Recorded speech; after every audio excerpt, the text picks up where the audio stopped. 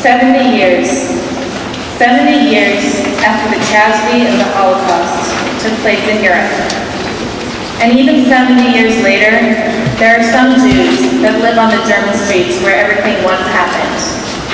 And I am one of those Jews. I grew up in Düsseldorf, Germany. The Shoah was always present there. Every time I walked the streets of Germany, I would come across Stolpersteine, stumbling blocks, which are cobblestone-sized memorials for victims of Nazism. I knew Germany supported its Jewish communities in Israel fully, but even with this support, Jewish life in Germany could sometimes feel uncomfortable.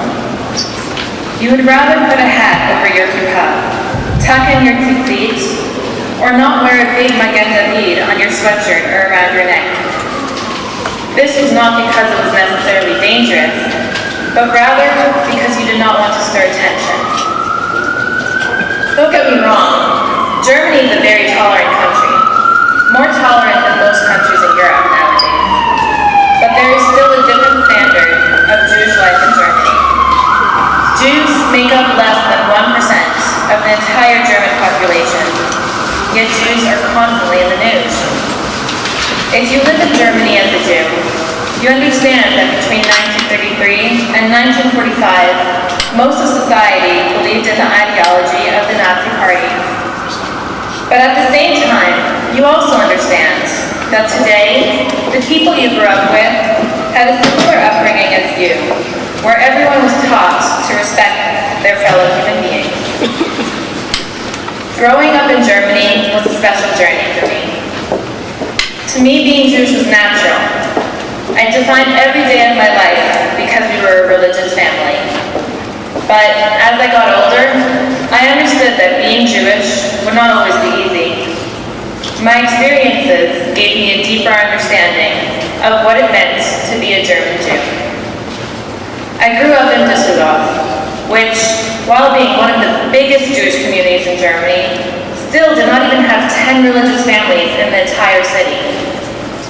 I struggled growing up, as most of my friends were not Jewish, and they did not understand why I kept kosher, or why I could not meet up on Saturdays.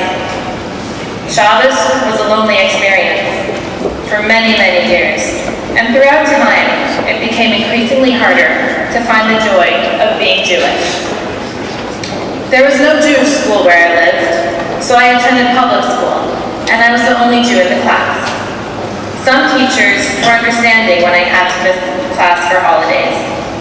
Others were less understanding and gave me additional assignments, telling me that it was my choice to take off from school, and they weren't willing to excuse me.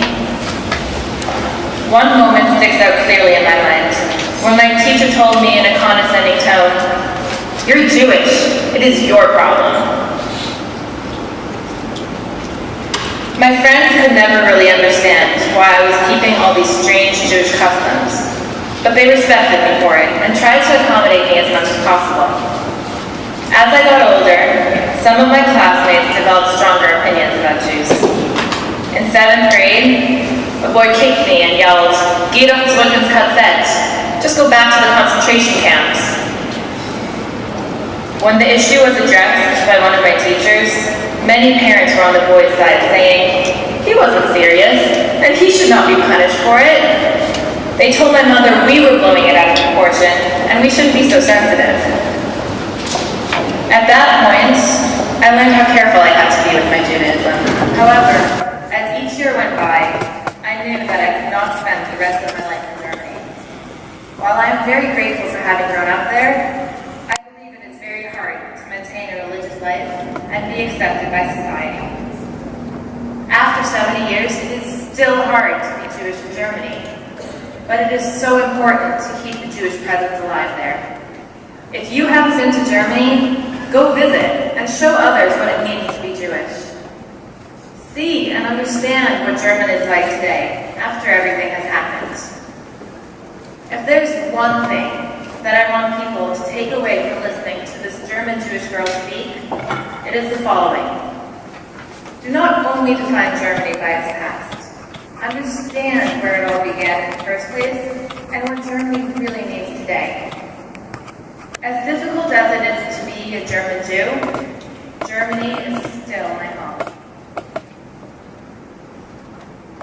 My experiences growing up in Germany were indeed unique and have definitely colored the way I think about my Judaism and the Holocaust. In truth, everyone has their own unique experience and way of connecting to the Holocaust. To try to capture a bit of that conversation, Shem, the student Holocaust education movement, has produced the following documentary titled, "These Are Our Words." We spent hours filming students, rabbis, and professors, asking them about their thoughts on the Holocaust. Viewed as a whole, this documentary can hopefully provide us with a glimpse into the diverse conversation of Jews on the Yeshiva University campus, living in a world that still grapples with the pain and effects of the Holocaust.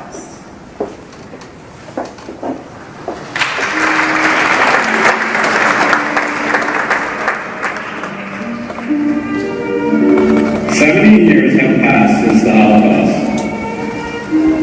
We are the generation living on the brink of transition. As the years progress, the numbers of survivors continue to dwindle, and the memories of the Holocaust grow continuously distant. It has become increasingly important for Jews to actively remember and recount the atrocities of the Holocaust. Some visit the camps, some meet with survivors, others through books and testimonials.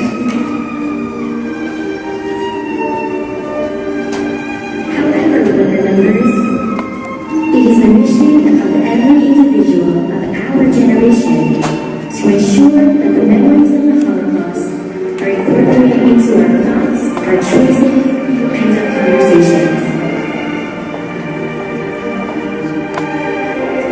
70 years have passed, the memories are fading, but the conversation must continue.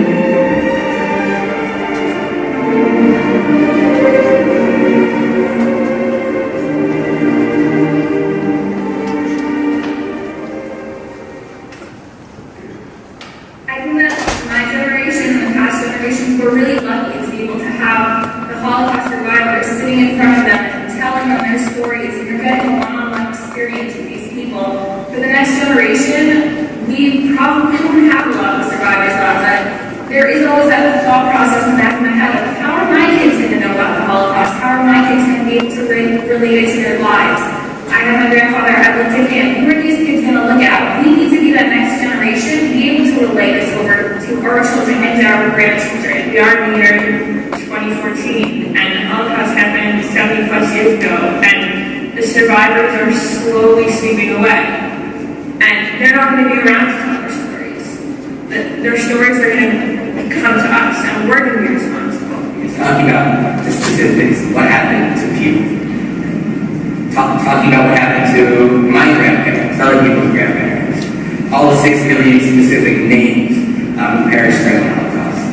I think it's important to tell stories of the Holocaust even 70 years later, because that's what being a Jew is all about. It's about feeling part of that collective story of the Jewish people.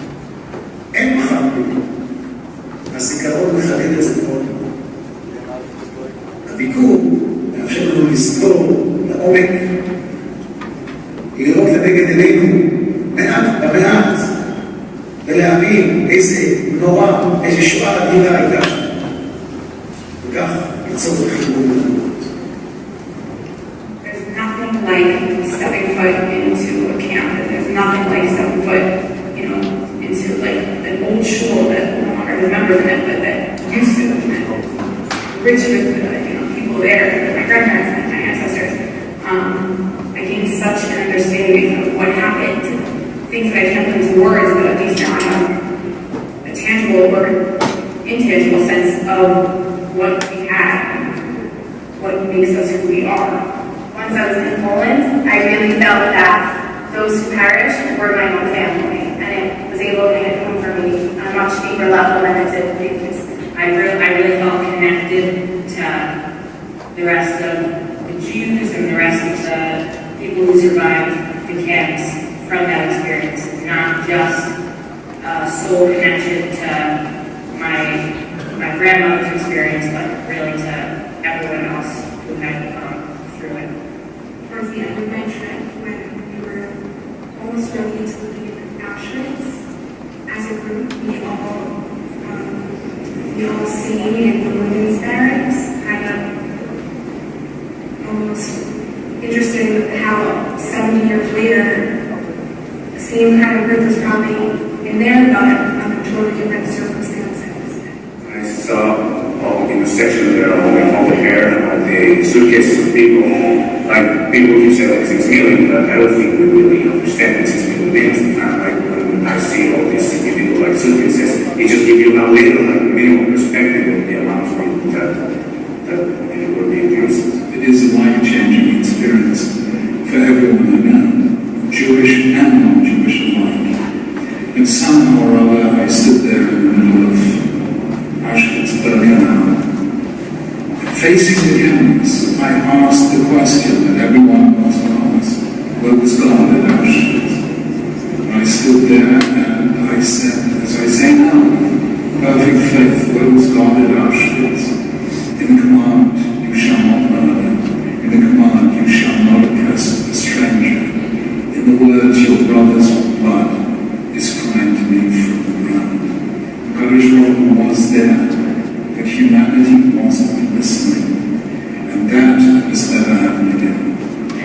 I think it's also really important that for us to go to Poland, that the next generation will have these trips to Poland, because the generation of Holocaust survivors is unfortunately dying out. The land will still be there, the museums will still be there, and that's going to be the biggest thing that can impact the next generation.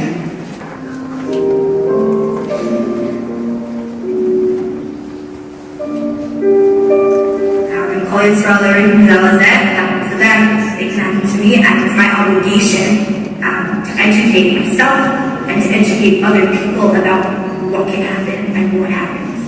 Highest level of civilization, we're able to descend to the basest levels of depravity, not just to kill other people, but to torment, to torture, and annihilate. Even the study of the Holocaust is obligated in the school, in all the schools in France.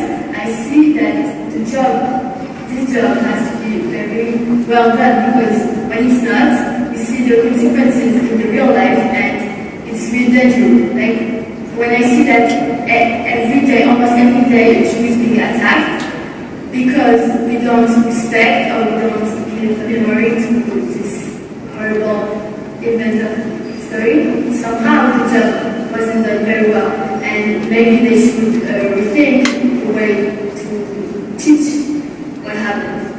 One thing that's always bothered me about Holocaust education, if you go to any of the museums and you go from exhibit to exhibit and you see pictures of Jews being beaten up and Nazis spitting on Jews, what kinds of feelings do you walk out with? You know, it's not that the Jews were victims, it's that there was this huge evil act and cruelty in the world. And it's about how to stand up to this cruelty. You know, how to face this evil. I think it's important to make it personal to the next generation. It's not just from textbooks or from sources learning about it, but to be able to hear a personal story. I think people will cry if a teacher gets in front of the classroom and says 6 million people perished. Not many. But if that teacher tells a story of a mother holding her baby saying Shema Yisrael on a gas tank, is much more likely for students to shed a tear and to connect to this event. There is something we haven't yet done. We have not created a service, either for sure or unknown, to recall the Holocaust for all generations the way we do in terms of the same service. No way of teaching over the Holocaust like we do by Pesach. I mean, that happened thousands and thousands of years ago, but we know what happened. We know exactly what happened. I mean, we have the matzah that tells us how quickly we left Mitzrayim. And the Gemara to teach us about the bitterness. We have a seder for something like that. We don't have a seder for the Shoah. We don't have a seder for the Holocaust. I mean, I don't know. We just don't have something like that. We have to devise a service fund for sure that will teach future generations to remember the Shoah, even when there are no more survivors. That's something I'm very interested in doing. It's a promise I made to the survivors that we will never forget them. And I think it remains something we need to do.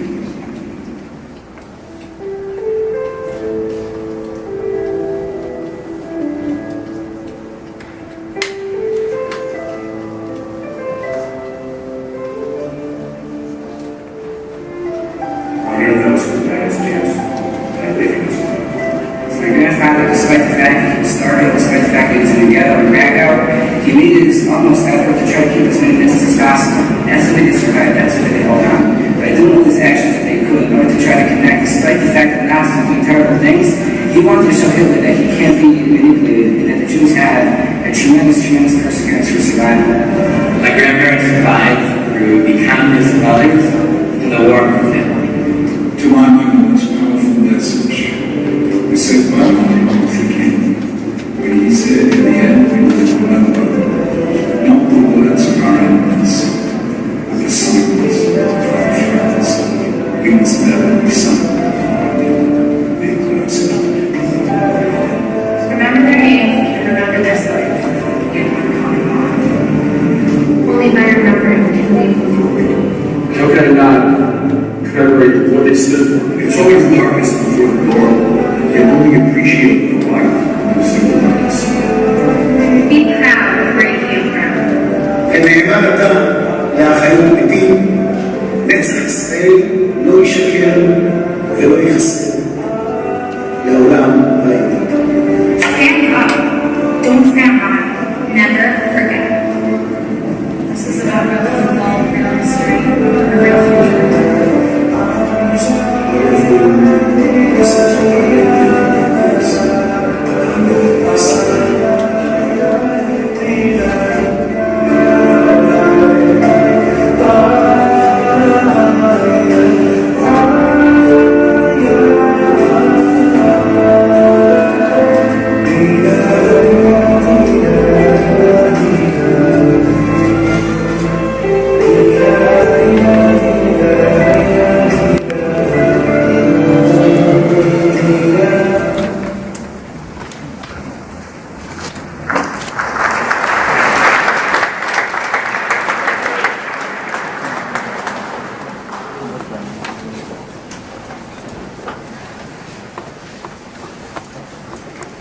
We are all a part of continuing this Holocaust conversation, remembering what was lost and passing on the messages of the Shoah to future generations. It is a common practice in Judaism to light candles commemorating that which we do not want forgotten. And tonight we will do just that as we join to light 6 yahrzeit candles in memory of the Holocaust. Not only do these small candles represent the world that was lost, but also the sparks that burned on, rekindling the flames of Torah and Judaism that will never be extinguished. As they burn on, so does our responsibility. These candles represent the torch we must pass on to future generations. We call upon Mrs. Kolajowski and her grandson Yale to light the first candle, to represent this link between the survivors and the next generations, and the way we must carry on the stories and messages as a part of our heritage.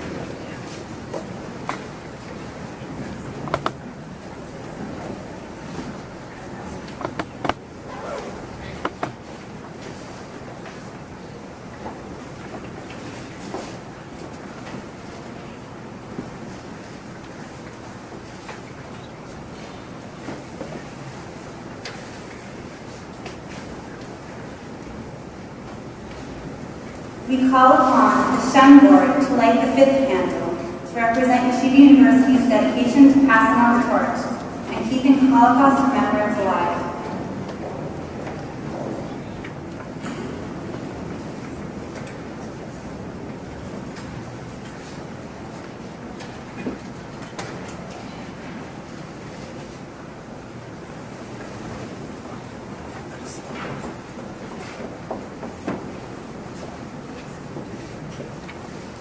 We call upon Hannah Schwartz, a student at Yeshiva Beit Hillel, to light the sixth candle to represent the 1.5 million children who suffered and perished during the Holocaust, whose young lives were cut down before they could pass on their heritage to their own families.